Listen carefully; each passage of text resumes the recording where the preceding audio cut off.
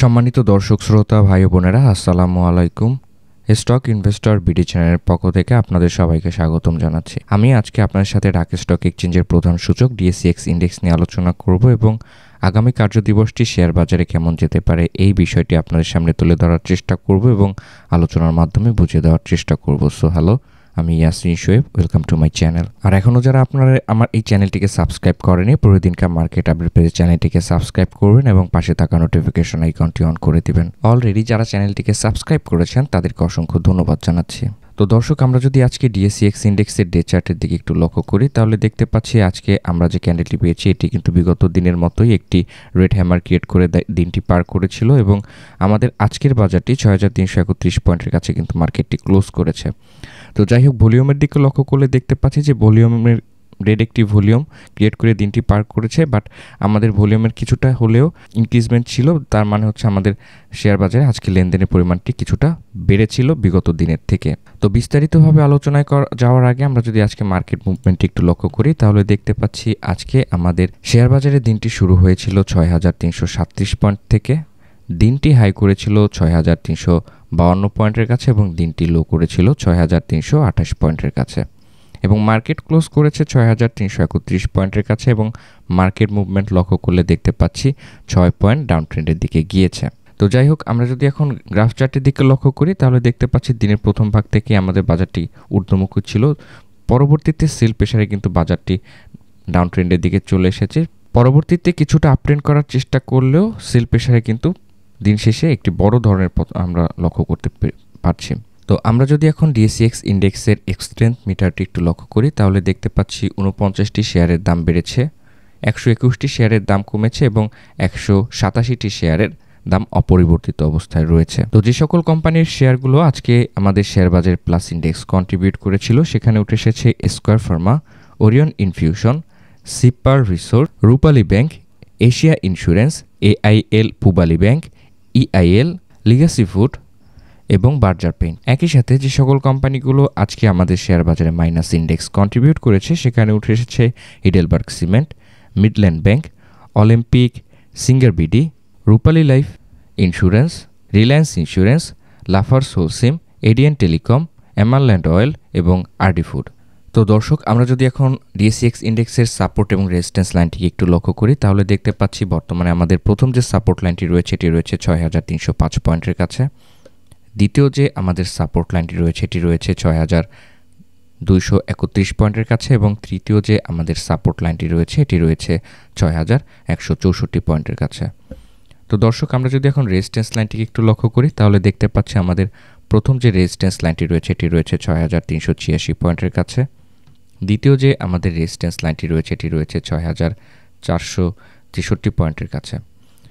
তো দর্শক, সাপোর্ট এবং রেজিস্ট্যান্স লাইনটিকে ড্র করার পরে আমরা যদি একটু ক্যান্ডেলটিকে একটু লক্ষ্য করি তাহলে দেখতে পাচ্ছি আমাদের ক্যান্ডেলটি কিন্তু আপ ট্রেন্ড ঠিকই করেছিল, পরবর্তীতে কিন্তু সেল প্রেসারে ডাউন ট্রেন্ডের দিকে চলে এসেছে।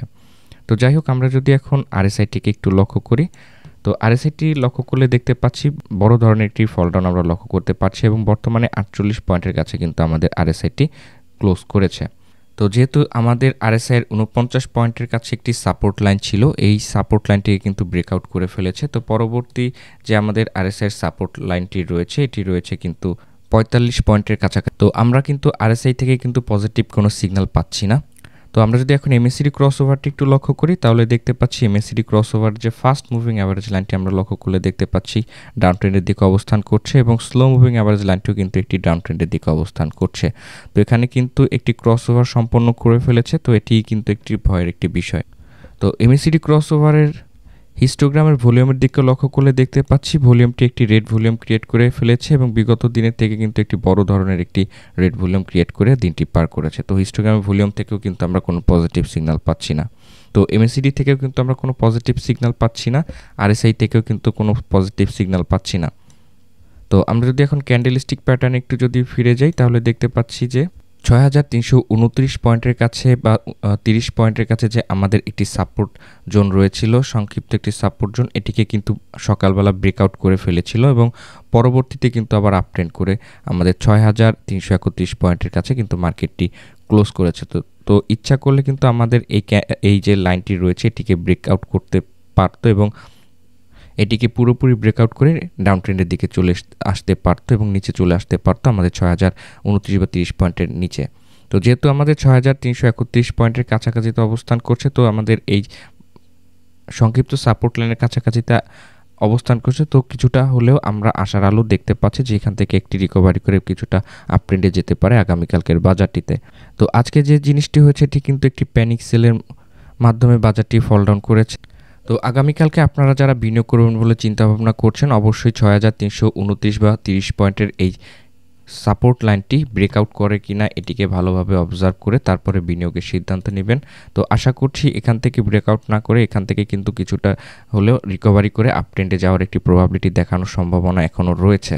তো আগামীকালকের দিনটি আমরা যারা সাধারণ বিনিয়োগকারী রয়েছে অবশ্যই অত্যন্ত গুরুত্বপূর্ণ, যেহেতু আমাদের মার্কেটটি কিছুদিন ধরেই ডাউন ট্রেন্ডের দিকে বড় ধরনের একটি পতন আমরা লক্ষ্য করতে পেরেছিলাম বিগত 2 দিন আগে।